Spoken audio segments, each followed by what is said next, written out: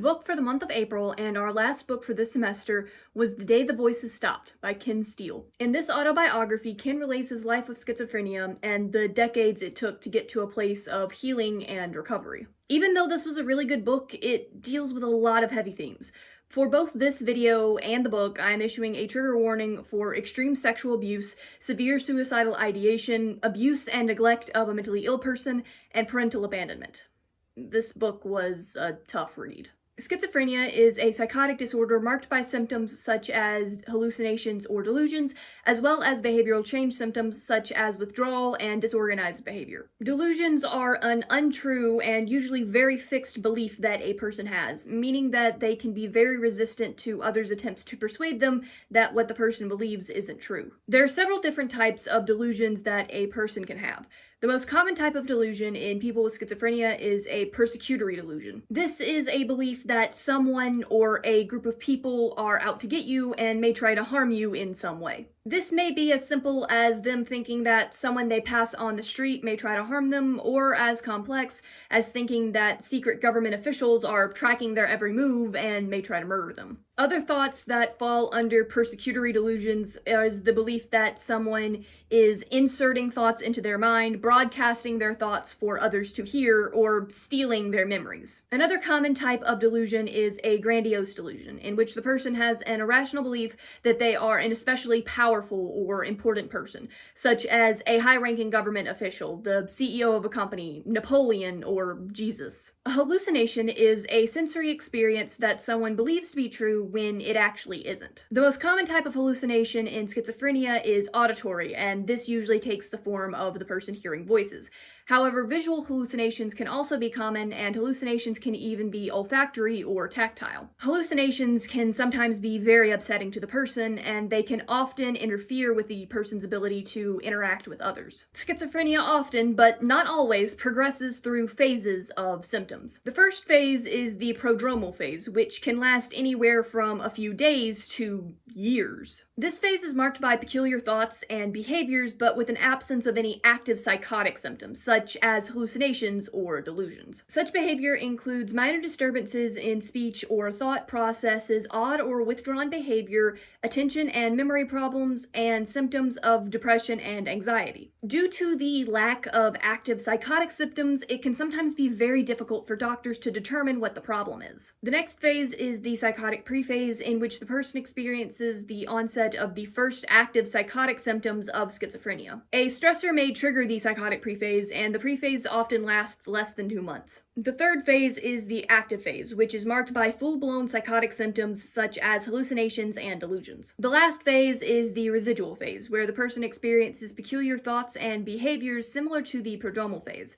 Many people with schizophrenia remain in the residual phase for much of their lives. The median age of onset of symptoms is 20 to 24 for men and 25 to 29 for women, though the symptoms can appear at any age. According to the World Health Organization, schizophrenia affects 24 million people worldwide. WHO also says that people with schizophrenia are 2 to 3 times more likely to die early than the general population.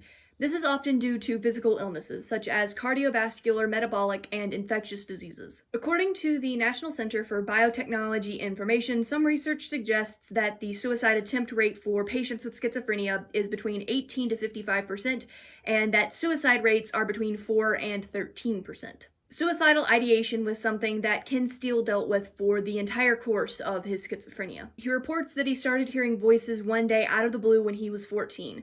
Without warning, he started hallucinating voices telling him to kill himself, with increasing insistence as time went on. They would detail exactly how he should do it, and repeatedly told him that the world would be better off and his parents would be happier without him if he did. At first, he tried to hide what he was going through. Despite his best efforts, his grades started slipping, and he started withdrawing into himself. One day, he accidentally responded out loud to his voices and agreed that he would kill himself.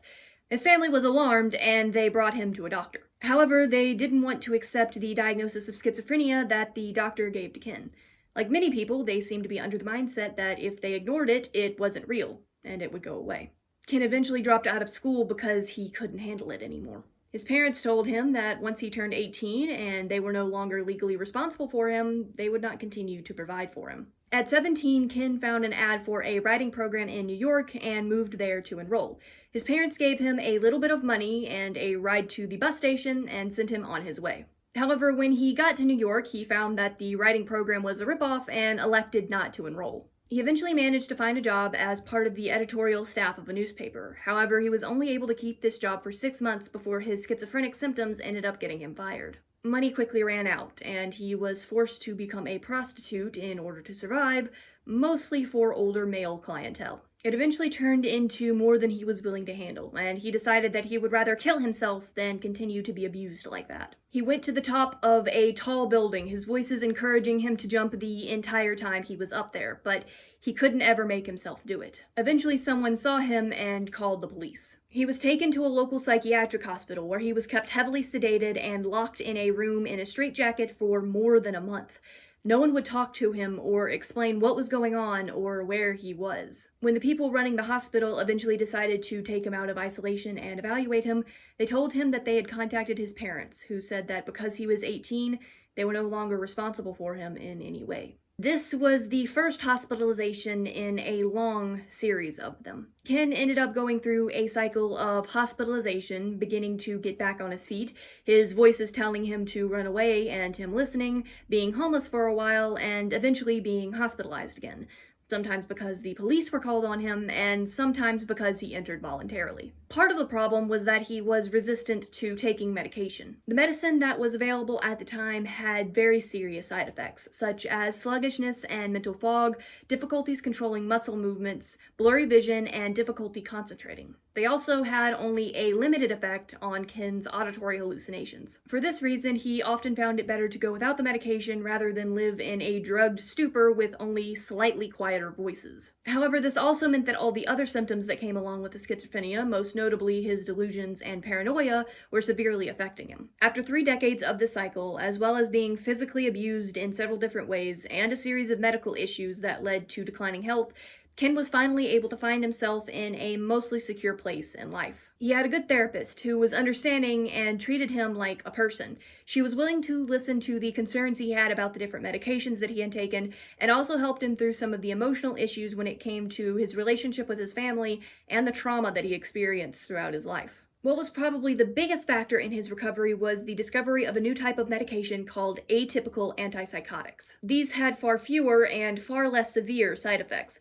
They also eventually made Ken's voices go away. During this time of stability, Ken started a voter empowerment movement where he helped thousands of people who were mentally ill become registered to vote and know what resources they had available to them. He also became editor of a newspaper that focused on mental health. After the new medication, he made a group for schizophrenics and made a difference nationally for how those with mental health issues are treated in the medical world. Ken's story is utterly heartbreaking at everything he had to endure.